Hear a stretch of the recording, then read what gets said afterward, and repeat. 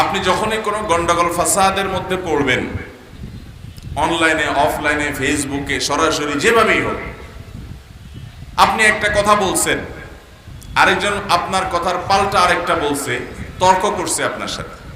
আপনি দেখলেন যে আমি এখন যদি জবাব দিতে যাই কথা বাড়বে, বাড়তে বাড়তে বিশ্রী একটা সিচুয়েশন তৈরি হতে পারে। থাক, আমি হাসি মুখে কিছু না বলে অন্য কথায় চলে গেলাম, অন্যদিকে চলে গেলাম। এতে যদি আশপাশের লোকরা আমাকে দুর্বল মনে করে করুক, কেউ যদি ভুল ধারণা করে করুক, আমি অন্তত কথা বাড়াবো না। শুধুমাত্র কেন? কারণ নবী করিম সাল্লাল্লাহু আলাইহি সাল্লাম আমার জন্য জান্নাতের মধ্যে প্রাসাদের দায়িত্ব নিয়েছেন, সেই জন্য। এইরকম যদি করা যায় ভাইরা আমার, সেটা হবে ঈমানি পরীক্ষায়, তাকওয়ার পরীক্ষায় উত্তীর্ণ হওয়ার নামান্তর। মুশকিল হলো ইবলিসকে নিয়ে। ইবলিস আপনার মনের মধ্যে ওয়াসওয়াসা দিবে, বলবে যে মাথা ঠিক আছে তোর, তুই এখন যদি চুপ থাকস, তুই যদি জবাব না দেস, তাহলে এরা সবাই মনে করবে তুই বোগাস, তুই ভুলের মধ্যে আসস। তাহলে মানুষকে তোর সম্পর্কে ভুল ধারণা দিতে দেওয়া যাবে না, সত্যের পক্ষে লড়ে যেতে হবে। এই লাগাই দিল আর কি লেজগা। ভাইরা আমার, আল্লাহ রাব্বুল আলামিনের কাছে জীবনের প্রত্যেকটা বিষয়ের হিসাব দিতে হবে। বেহুদা কোনো বিষয় একজন মুমিনের এনার্জি, তার বিবেক, তার বুদ্ধি, তার সময়, তার কথা, তার লেখা, তার ভাবনা কোনো অবস্থাতে ব্যয় হতে পারে। মুসলমানের প্রতিটা সেকেন্ড দামি, প্রতিটা মুহূর্ত দামি, প্রতিটা সময় তার মূল্যবান, মহামূল্যবান। কারণ এটা দিয়ে সে হয় জান্নাত কামাতে পারে, আর এটার অপব্যবহারের কারণে তার জাহান্নামে যেতে হতে পারে।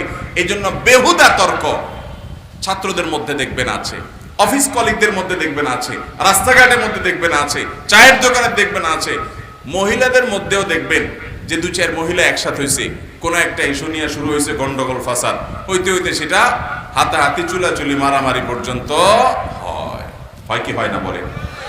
আপনি আমি যদি ভালো মুসলমান হতে চাই, নবীজি সাল্লাল্লাহু আলাইহি সাল্লাম আমাদের জান্নাতের দায়িত্ব নেই, সেটা যদি আমরা চাই, জান্নাতে যাওয়া নিশ্চিত যদি করতে চাই, তাহলে সেক্ষেত্রে এই বেহুদা তর্ক বর্ষা এড়ানোর কোনো বিকল্প নাই। আমি জীবনে এরকম কিছু নেক মানুষ দেখেছি। আমি সবসময় চেষ্টা করি কোনো মানুষের ভিতরে নেক কোনো গুণ থাকলে যদি আমার কাছে মনে হয় মাশাআল্লাহ হাদিসের উপরে এই আমলটা তো আমার মধ্যে এতটা নাই, মাশাআল্লাহ এই লোকটার মধ্যে অনেক বেশি আছে, আমি তখন তার পেছনে ছুটাছুটি করি, তার পেছনে ঘোরাঘুরি করি।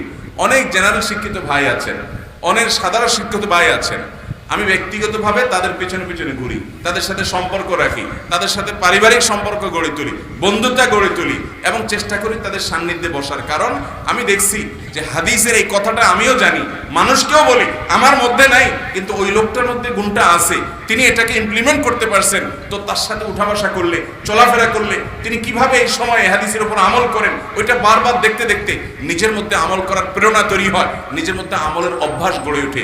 এই জন্য আল্লাহ বলেছেন ইয়া আইয়ুহাল্লাযীনা আমানুত্তাকুল্লাহ ওয়া কুনু মা'আস সাদিকিন। সৎসঙ্গ এবং নেককারদের মানুষ সাথে থাকতে হবে, তাহলে সে ভালো গুণগুলো আমাদের মধ্যে আসবে ইনশাআল্লাহ।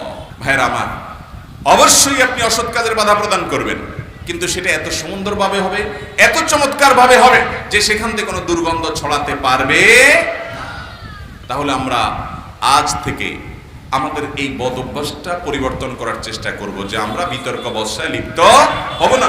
আম্মা জান আয়েশা রাদিয়াল্লাহু তাআলা আনহা বলেন, হাদিসে নবী করিম সাল্লাল্লাহু আলাইহি ওয়াসাল্লাম বলেছেন, ইন্না আবগাদার রিজালি ইনদাল্লাহ, আল্লাহর কাছে সবচেয়ে খারাপ মানুষ, সবচেয়ে খারাপ মানুষ হলো আল আলাদুল খাসিম। কে? সবচেয়ে খারাপ মানুষ হলো যে ব্যক্তি প্রচন্ড ঝগড়াটে স্বভাবের, কথায় কথায় লেগে যায়, যেখানে সেখানে লেগে যায়। এই রোগ যদি আপনার মধ্যে থাকে, আমার মধ্যে থাকে, এই হাদিস আমাদেরকে সতর্ক করছে, এখনই আসুন পরিবর্তন করি না। আমি যেখানে সেখানে ঝগড়া কোনোভাবে লাগতে দেব না, আমি নিজেকে নিয়ন্ত্রণ করব, আত্মশাসন করব, আত্মনিয়ন্ত্রণ করব, আমি ভালো হওয়ার চেষ্টা করব। চেষ্টা করা যাবে না ইনশাআল্লাহ? ভাইরা আমার, ঝগড়াটে স্বভাবের মানুষকে কেউ দেখতেও পারে না, আল্লাহও দেখতে পারেন না। আল্লাহর কাছে আবগাদুর রিজাল, সবচেয়ে খারাপ মানুষ শুধু আল্লাহর কাছে খারাপ মানুষ হয় না, বান্দার কাছেও খারাপ মানুষ হয়। কেউ হয়তো বলে না আপনারে, পেছনে পেছনে সবাই জানে লোকটা ফালতু কিসিমের মানুষ, শুধু ঝগড়া ঝাঁটিয়া তর্ক বিতর্ক ছাড়া তার কাছে আর কিছু নেই। এই জন্য আল্লাহর ওয়াস্তে এই কুতর্ক বন্ধ করবো তো ইনশাআল্লাহ। বিশেষ করে যখন খেলাধুলার নামে কোথাকার কোন দেশের খেলোয়াড়, যে দেশের সাথে আমাদের কোনো কূটনৈতিক সম্পর্ক নাই, রাজনৈতিক সম্পর্ক নাই, অর্থনৈতিক সম্পর্ক নাই, ওই দেশের এমবেসি আমার দেশে নাই, আমার দেশের এমবেসি সে দেশে নাই, ধর্মীয় কোনো সম্পর্ক নাই, সবকিছুতে তাদের সাথে আমাদের বৈপরীত্য। আমি যে সমকামিতাকে ঘৃণা করি, হয়তো ওই খেলোয়াড় সমকামিতাকে শুধু সমর্থনই করে না, তার জার্সির মধ্যে সমকামিতার সিম্বল এবং আলামত বহন করছে। আমি তার হয়ে, তার পক্ষে লড়াই করে, যুদ্ধ করে, গন্ডগোল করে, আমি তর্ক বিতর্ক করে সময় নষ্ট করছি, মারামারি করছি, মিছিল বাহির করছি, টাকা পয়সা নষ্ট করছি। অনেক ফ্যামিলিতে আছে যে স্বামী একটা, স্ত্রী আরেকটা, বাপ এক দলে আর মা আরেক দলে, সন্তান আরেক দলে। এই দেশে আমাদের রাজনীতির নামে দ্বীনের ব্যাপারে নানান বিষয়ে গন্ডগোল, ফাসাদ আর গ্রুপিং এর অভাব নাই।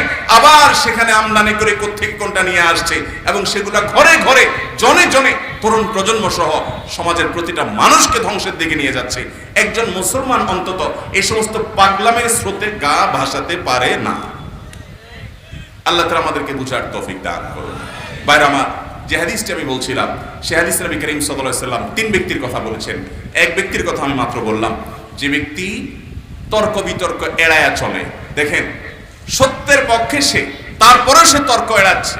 সে যেটা বলছে এটা সত্য, আর তার সাথে যে তর্ক করতেছে উনি জানেন যে এটা মিথ্যা, ভুল, তারপরেও সে দেখছে যে কথা বাড়াইলে আমল নষ্ট হবে, একটা বাজে কথা বলা হবে, বেহুদা কথা বলা হবে, আমার কোনো দরকার নাই, সেখান থেকে সরে যান। এ ব্যক্তির জন্য নবী সাল্লাল্লাহু আলাইহি ওয়াসাল্লাম জান্নাতের ভেতরে একটি প্রাসাদের দায়িত্ব নেবেন। মানুষ ঝগড়াটে স্বভাবের, মানুষের মধ্যে ঝগড়া করা, বিতর্ক করা, বর্ষা করা, গন্ডগোল ফাসাদ করা, এই প্রবণতা মানুষের মধ্যে কম বেশি থাকে।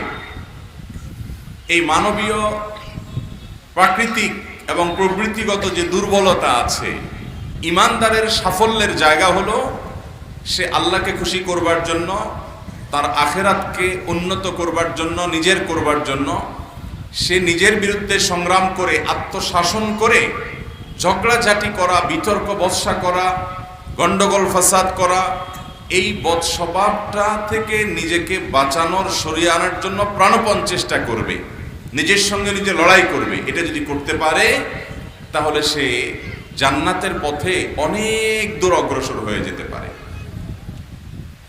নবী করিম সাল্লাল্লাহু আলাইহি ওয়াসাল্লামের যে হাদিসটি আমি পাঠ করেছি, সেখানে তিনি ইরশাদ করেছেন, আনা যাইমুন বিবাইতিন ফি রাবাদিল জান্নাতি লিমান তারাকাল মিরাআ ওয়া ইন কানা মুহিক্কা।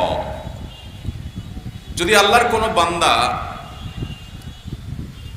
কোনো ব্যাপারে ঝগড়াঝাটি করার মতো ইস্যু তার তৈরি হয় এবং ওই ইস্যুতে সে সত্য এবং হকের উপরে আছে, সে যেটা বলছে এটা সত্য, সে নিজেও জানে, তারপরেও সে ঝগড়াঝাটি, গন্ডগোল ফাসাদ এটা যদি এড়ায়া যায়, সে ঝগড়াঝাটি থেকে দূরে সরার জন্য সে ওখান থেকে সরে যায়, প্রয়োজনে চুপ হয়ে যায়, অথচ সে যা বলছে সত্য, তারপরও ঝগড়া বাড়াতে চায় না, কমাতে চায়, নীরব হয়ে যায়, সরে যায়, ঝগড়া বন্ধ করার জন্য সে যত রকমের ব্যবস্থা আছে সব চেষ্টা করে, এড়াইয়া যায় ঝগড়াটা। যে আমি বাহ্যিকভাবে একটু হেরে গেলাম, মনে হচ্ছে আমি হেরে গেছি কারণ আমি কথা বাড়াইলাম না।